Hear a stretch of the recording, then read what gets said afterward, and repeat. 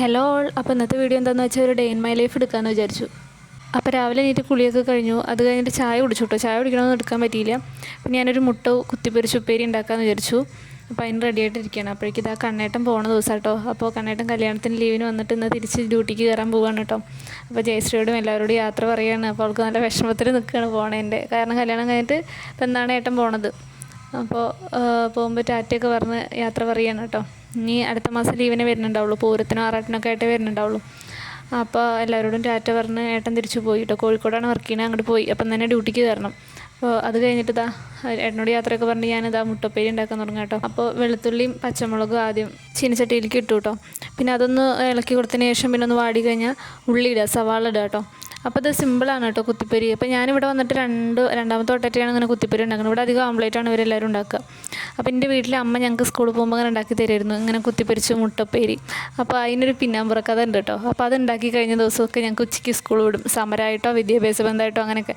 ഞാനൊരു 8ാം ക്ലാസ്സൊക്കെ പഠിക്കുന്ന സമയത്ത് എന്നും സമരം അങ്ങനെ എന്തെങ്കിലുമൊക്കെ ഉണ്ടാവും. അപ്പോൾ അമ്മ ഈ ഉപ്പേരി ഉണ്ടാക്കി തന്ന ദിവസമൊക്കെ അങ്ങനെ ഉച്ചയ്ക്ക് വിടും. അപ്പോൾ ഞങ്ങൾക്കിത് നല്ല ഇഷ്ടമാണ്, കാരണം സ്കൂൾ ഉച്ചയ്ക്ക് വിടുമല്ലോ വെച്ചിട്ട്. അങ്ങനെ ഒരു സ്പെഷ്യലായിട്ടാണ് കേട്ടോ അത്. അപ്പോൾ അമ്മ ഉണ്ടാക്കണ അത്ര ടേസ്റ്റ് ഒന്നുമില്ല, എന്നാലും നന്നായിട്ടുണ്ട്. അപ്പോൾ അതിലേക്ക് സവാളയും തക്കാളിയൊക്കെ ആഡ് ചെയ്ത് കൊടുത്തൊന്ന് ഇളക്കി. അതിന് ശേഷം മുളക് പൊടി, മഞ്ഞൾപ്പൊടി, പിന്നെ ചിക്കൻ മസാലപ്പൊടി, അത് വേണ്ടവർക്ക് ഇട്ടാൽ മതി. എനിക്ക് അതിൻ്റെ ഫ്ലേവർ ഇഷ്ടമായതുകൊണ്ട് ഇടുകയാണ്. പിന്നെ ഉപ്പും കുരുമുളക് പൊടി ഇട്ടിട്ട് നന്നായി മിക്സ് ചെയ്ത് കൊടുത്തു. അതിന് ശേഷം അതൊന്ന് വാടിയതിന് ശേഷം നമ്മൾ മുട്ട അതിലേക്ക് ഒഴിച്ച് പോരാണ് കേട്ടോ, കോഴിമുട്ട. അങ്ങനെ പറഞ്ഞത് നന്നായി കുത്തിപ്പൊരിച്ച് ഇളക്കി അങ്ങനെ മുട്ടപ്പേര് റെഡി ആയിട്ടോ. അത് കഴിഞ്ഞപ്പോൾ ജയശ്രീ അടിച്ചവരാണ്. പിന്നെ ഏട്ടനിന്ന് ലീവാണ്. അപ്പോൾ ഏട്ടൻ അങ്ങനെ എന്നെ കൊണ്ടുപോകാൻ വെയിറ്റ് ചെയ്തിരിക്കുകയാണ്. എന്നിട്ട് ഞാൻ ചോറൊക്കെ റെഡിയാക്കി ഞാൻ റെഡിയായിട്ടോ. അത് കഴിഞ്ഞിട്ട് ഞങ്ങൾ രാവിലത്തെ ബ്രേക്ക്ഫാസ്റ്റ് കഴിക്കായിരുന്നു. അപ്പം ഇന്ന് പത്തിരിയും ചിക്കൻ കറി ആയിരുന്നു കേട്ടോ രാവിലെ കഴിക്കാൻ. അപ്പോൾ ഞാനും ഏട്ടനും കൂടി ഇരുന്ന് കഴിച്ചു. ജയശ്രീ പിന്നെ കഴിക്കാൻ പറഞ്ഞു. അവൾക്ക് ഇന്ന് എവിടേക്കും പോകാനില്ല, അപ്പം മെല്ലെ കഴിക്കാമെന്ന് പറഞ്ഞു. അപ്പോൾ കഴിച്ചിട്ട് ഞങ്ങൾ ഇറങ്ങണം. അപ്പം ഇന്ന് എൻ്റെ വണ്ടി സർവീസിന് കൊടുക്കാറായിരുന്നു. അപ്പോൾ ഏട്ടൻ ലീവായതുകൊണ്ട് ഏട്ടൻ എന്നെ കൊണ്ടേക്കാമെന്ന് പറഞ്ഞു. അപ്പോൾ ഏട്ടൻ്റെ ബൈക്കിലും ഞാൻ എൻ്റെ സ്കൂട്ടിയിലും പോയി. എന്നിട്ട് ഞങ്ങളത് ആ ഷോറൂമിലെത്തി കേട്ടോ.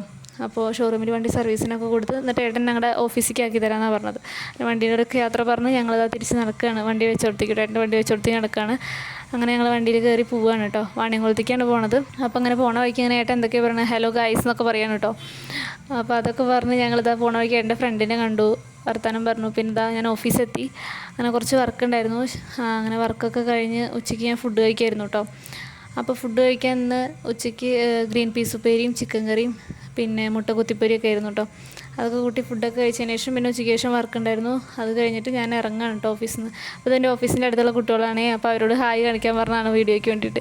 ഇതാ ഏട്ടൻ വന്നു. എന്നിട്ട് ഞാൻ ഏട്ടനും കൂടി തിരിച്ച് വണ്ടി എടുക്കാൻ വേണ്ടിയിട്ട് കണ്ണിയമ്പുറം പോവാണ്. അപ്പോൾ ഇതാ ഷോറൂമിലെത്തി വണ്ടിയൊക്കെ തിരിച്ചെടുത്തു. അപ്പോഴേക്കും എനിക്ക് BP ലോ ആയിട്ട് തലൊന്ന് ചുറ്റി. അതുകൊണ്ട് പിന്നെ ബാക്കി വീഡിയോസൊന്നും എനിക്ക് എടുക്കാൻ പറ്റിയില്ല. വണ്ടി റിസീവ് ചെയ്യുന്ന വീഡിയോസൊന്നും എടുക്കാൻ പറ്റില്ല. എന്നിട്ട് അങ്ങനെ തിരിച്ച് വന്നു. വൈകുന്നേരത്തേക്ക് ഓക്കെ കേട്ടോ.